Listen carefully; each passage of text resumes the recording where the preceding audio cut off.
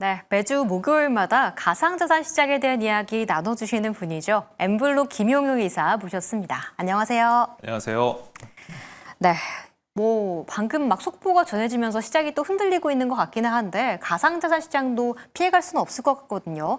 지난 한 주간의 분위기는 어땠는지부터 먼저 전해주시죠. 네, 주간 비트코인 가격 동향을 살펴보도록 하겠습니다. 일단 비트코인이 현재 원화로는 약 1억 5,620만 원을 보이고 있고요. 달러로는 11만 달러 전후를 지금 등락을 거듭하고 있는 상황입니다. 주간 기준으로 살펴보면은요, 지금 5% 이상 하락한 게 지금 확인할 수가 있는데요.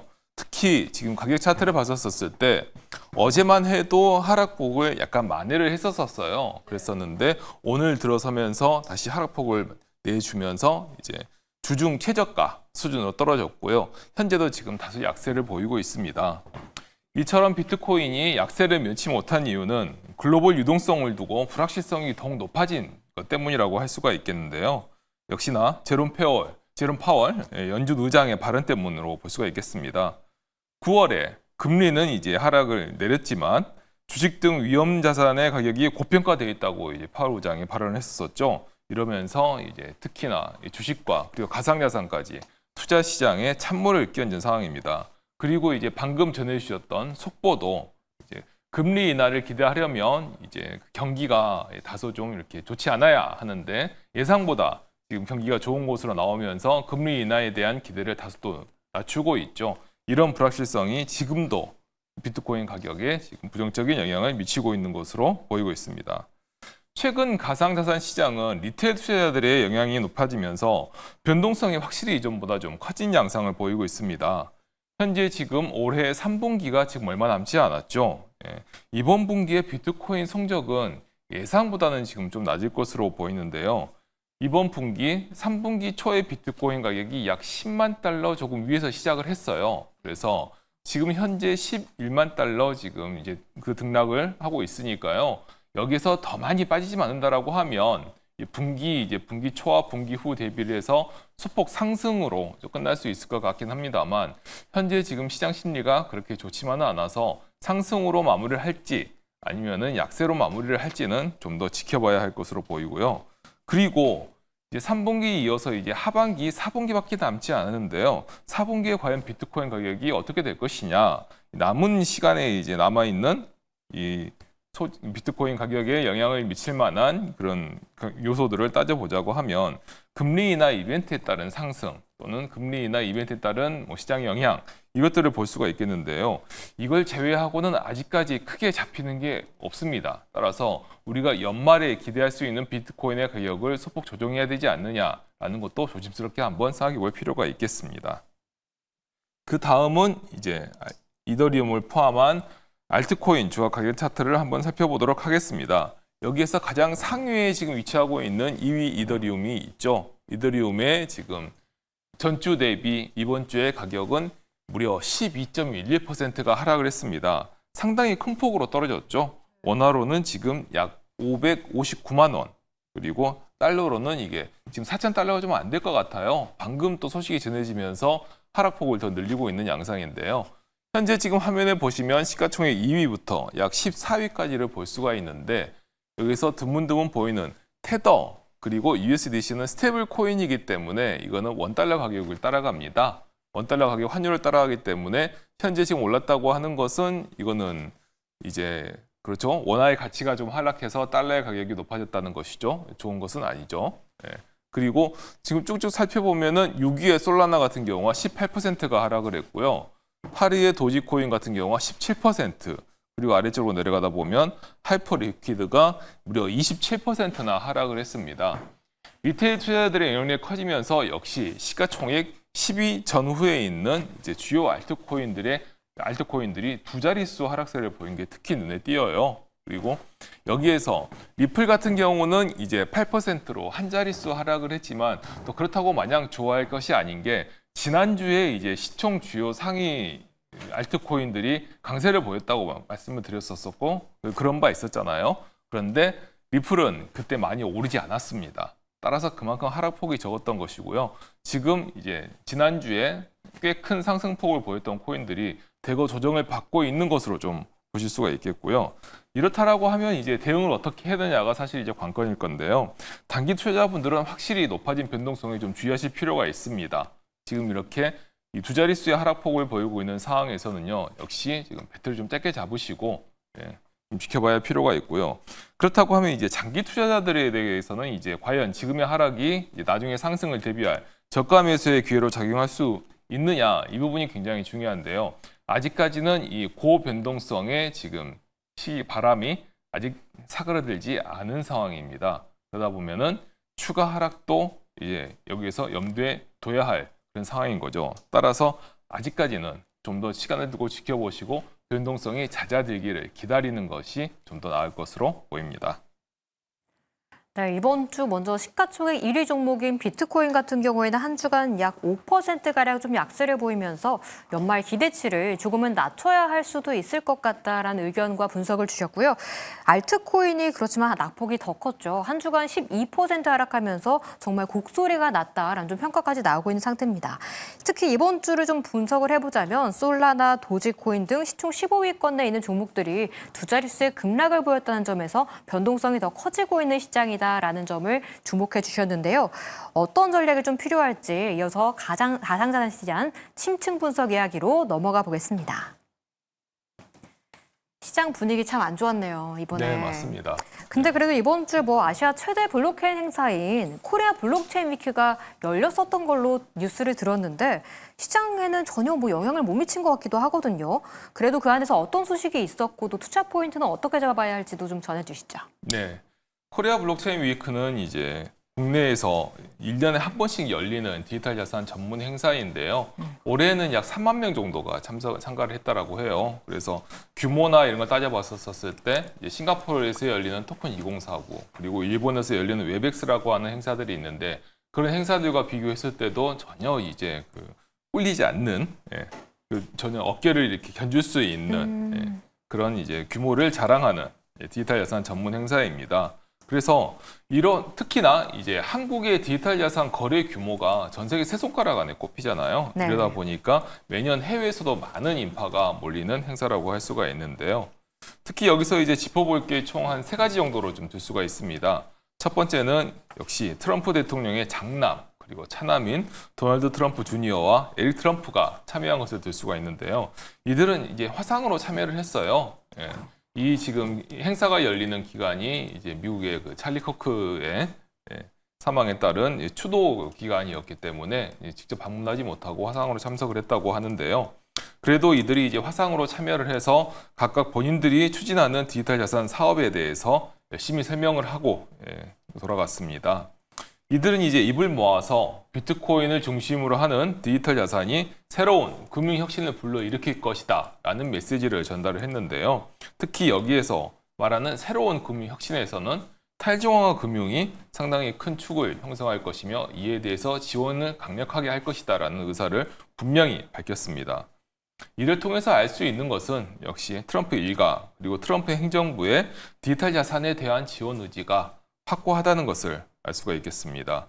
비트코인의 전략 자산화, 그리고 이어서 현재는 자산의 토큰화, 그리고 특히 여기에 스테이블 코인을 활용한 디지털 금융의 촉진에 지금 현재 초점이 맞춰져 있는 상황이죠.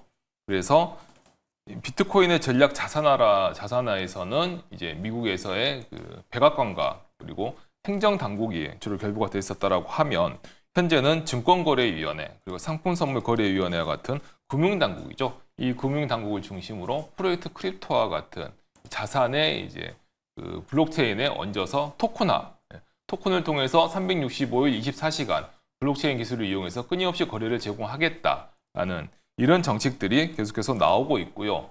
그리고 이 정책에 대해서 드라이브를 걸면서 앞으로도 또 새로운 지원 정책이 나올 것으로 예상을 할 수가 있겠습니다. 그리고 두 번째 들 수 있는 것은 역시 스테이블 코인입니다. 앞서 말씀드린 디지털 금융과도 꽤 연계가 되는 부분인데요. 미 백악관 암호화폐위원회의 위원장이었던 보 하인스라고 하는 인물이 있습니다. 이분이 이제 트럼프 행정부 초기에 미국 백악관에서 암호화폐 정책을 수립하는데 굉장히 큰 역할을 했었는데요. 보 하인스가 최근 이직을 해서 전 세계 스테이블 코인 1위인 이제 테더의 미국 사령탑으로 이제 이직을 했어요. 테더가 미국의 규제에 맞추기 위해서 새로운 회사를 설립했는데 그 회사의 CEO로 지금 이직을 했고요. 그래서 이직을 한 이후에 KBW 행사에 참석을 해서 스테이블 코인 거의 복음을 설파하고 갔습니다. 예. 그리고 여기에 또 스테이블 코인 2위인 업체가 이제 서클이죠. 서클에서도 고위 임원들이 참석을 해서 스테이블 코인에 대해서 강력한 지지 의사와 함께 한국 스테이블 코인에 대해서도 이 규제를 촉구를 하고 빠르게 산업화하는 것이 좋다라는 조언도 일부 하고 갔는데요. 이런 움직임들이 당분간 계속될 것으로 이제 우리는 KBW에서 확인할 수가 있었었고요. 마지막 세 번째를 좀 말씀을 드리자면 이제는 이 가상자산, 디지털 자산 시장에서 앞선 그리고 첨단 기술보다는 새로운 사업 모델과 새로운 서비스가 좀 더 투자자들에게 어필하고 있다는 것을 확인할 수 있었습니다. 블록체인 행사에서 이제 예전부터는 이제 새로운 기술들을 좀 많이 얘기했었는데요. 이렇게 새로운 앞선 기술을 얘기하는 프로젝트들이 올해는 특별히 눈에 띄게 좀 줄었어요. 그래서 새로운 기술보다는 다들 이제 디지털 금융, 그리고 이 디지털 금융과 스테이블 코인 이것들이 맞물리는 새로운 산업이 만들어낸 시장에 지금 주목을 하고 있고요. 그래서 여기에서는 가장 이제 첫 번째로 꼽히는 게 탈중앙화 거래소이죠. 보면은 빗선과 업비트와 같은 중앙화된 거래소가 아니라 완전한 100% 블록체인 기술에 의한 블록체인 메인넷에서 거래가 이제 시행이 되는 그런 이제 탈중앙화 거래소를 말을 하는데요. 탈중앙화 거래소에서 현재 지금 가장 대표적인 코인이 앞서 말씀드린 시가총액 4위 정도를 기록하고 있는 이제 하이퍼리퀴드라고 할 수가 있겠습니다. 이렇게 이제 단기간 내에 시가총액 급성장해서 10위권 내에 진입했는데요. 이런 새로운 사업 모델과 서비스가 각광을 좀 받고 있고 역시 이런 사례들을 많이 찾아볼 수가 있었었고요.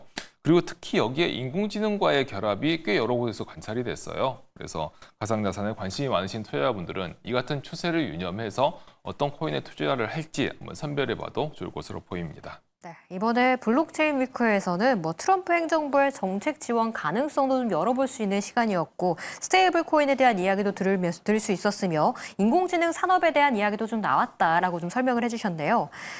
그런데 사실 좀 오늘 또 시작에서 궁금한 이슈가 하나 또 등장했잖아요. 네이버가 업비트를 좀 자회사로 편입하겠다고 밝히면서 글로벌 자산 시장에 본격화하는 것이다라는 이야기가 나왔습니다. 그렇지만 생각보다 이 두나무의 반응은 좋지 않더라고요. 우리 기술 투자 같은 경우에도 급락을 하고 있던데 다른 향보로 어떻게 봐야 될까요?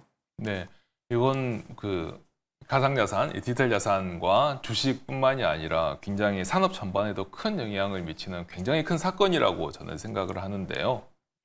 일단 네이버가 업비트를 운영하는 두나무를 이제 네이버의 자회사인 네이버 파이낸셜의 자회사로 편입하겠다라고 편입하는데 양사가 동의했다. 일단 이렇게 공개가 됐었죠.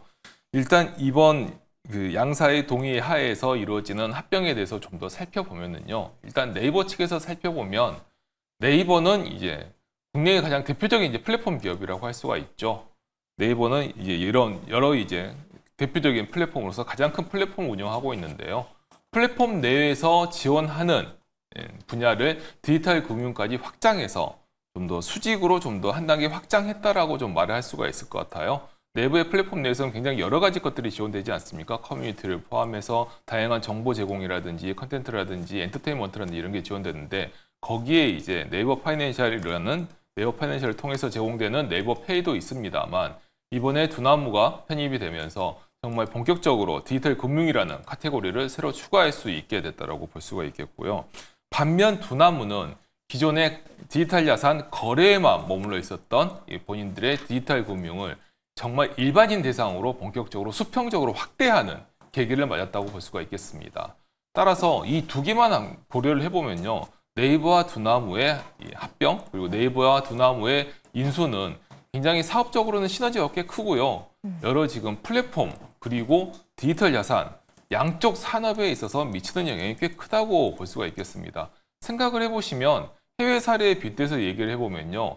구글이 코인베이스를 인수했다고 이렇게 좀 비교를 할 수가 있을 것 같아요. 네. 만약 구글이 현재 지금 미국에서 디지털 자산 거래 1등을 차지하고 있는 코인베이스를 인수해서 합병해서 새로운 디지털 금융에 대한 플랫폼이라든지 서비스를 내놓는다라고 하면 그 파급력은 미국 내뿐만이 아니라 전 세계도 엄청난 영향을 미칠 거거든요. 국내에서 그와 비슷한 일이 일어났다라고 보시면 될 것 같고요. 따라서 이번 합병은 앞으로도 계속해서 여러 지금 산업이라든지 시장이라든지 기술 분야에서도 여러 시사하는 바가 굉장히 많을 것으로 생각이 됩니다. 그리고 지금 방금 말씀드렸던 네이버의 플랫폼 그리고 두나무의 디지털 자산 이거는 상당히 이제 두 회사들의 사업 목적에 달하는 좀 큰 거시적인 그런 의미로 좀 설명을 해드렸잖아요. 근데 여기에서 굉장히 실제적인 두 회사가 이렇게 합친 거에 대한 굉장히 실제적인 이유를 하나 들자라고 하면 네. 스테이블 코인을 들 수 있을 것 같아요. 어... 네. 현재 지금 스테이블 코인이 해외에서도 그렇고 국내에서도 그렇고 규제의 속도와 상관없이 지금 실제 사업화, 서비스화가 되고 있는 것이 현실입니다. 서클 그리고 테더에서도 미국 규제에 맞춰서 새로운 회사를 발빠르게 만들었고요. 서클에서도 지금 이제 해외 지금 확장을 염두에 두고 있고 특히 쿠팡이 이제 템포라고 하는 이제 스테이블 코인 발행 메인넷에 이제 합류를 했죠. 따라서 지금 조금 이거는 좀 도전적인 좀 너무 앞선 발언일 수도 있겠습니다만은 국내에서 스테이블 코인 규제가 만들어지지 않아도 국내에 있는 다양한 플랫폼 회사들이 스테이블 코인을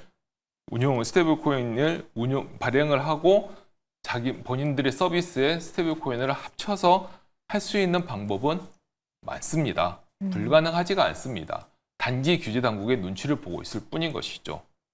이런 상황에서 네이버와 두나무가 손을 합친 것은 분명히 원화 스테이블 코인을 이용해서 네이버 파이낸셜의 기반인 네이버 페이 그리고 두나무의 기반인 업비트를 두 개를 원화 스테이블 코인이라고 하는 그 파이프로 서로 연결하겠다라는 게 지금 외부에 깔려 있는 것으로 보이고요. 그리고 아무래도 이제 두 회사 모두 국내 회사이고 굉장히 또 이제 정부나 이런 당국과도 굉장히 긴밀하게 얘기를 하고 그들과의 이제 좋은 관계를 유지하고 있는 회사들이기 때문에 특히 두나무는 하지만 또 금융의 제재를 지금 받고 있는 행정소송을 하고 있는 상황입니다만 그래도 굉장히 많은 교류를 하고 있죠. 이러기 때문에 다른 회사들이라든지 다른 곳보다 앞서서 원화 스테이블 코인을 발행하진 않을 것이에요. 네. 그거는 분명한 사실입니다만 어느 한 곳에서 나가기만 한다라고 하면 적어도 최소한 두 번째, 세 번째에서는 분명히 나갈 게 분명하고요.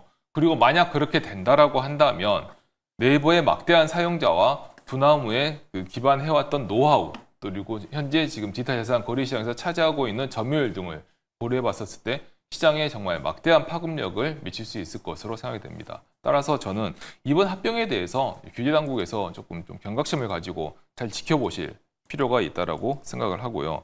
그리고 방금 말씀해 주셨지만 현재 두나무는 이 네이버와 두나무의 이제 인수 합병에 있어서 네이버의 지금 계산과 두나무의 계산이 약간 다릅니다. 현재 지금 엄밀하게 말하면 네이버 파이낸셜이 지금 두나무를 인수 합병하는 형태라고 지금 얘기가 되고 있는데요. 네이버 파이낸셜은 시가총액 5조, 두나무는 시가총액 11조로 두나무가 시가총액이 훨씬 큽니다. 따라서 인수 합병이 원활하게 진행되려면 두나무의 시가총액이 줄여야 됩니다. 현재 그래서 두나무의 지금 장외 주가가 떨어지고 있고요. 네이버는 주가가 오르고 있죠. 이런 계산을 참 보셔서 투자에 임해 주시면 좋을 것으로 보입니다. 네, 그래도 이번 결과 발표가 죄송합니다. 플랫폼과 디지털 자산의 결합으로 인해서 좀 빅딜이 될 것이다라는 의견까지 들어봤습니다. 네네, 맞습니다. 네, 지금까지 엠블로 김영현 에디터와 이야기 나눠봤습니다.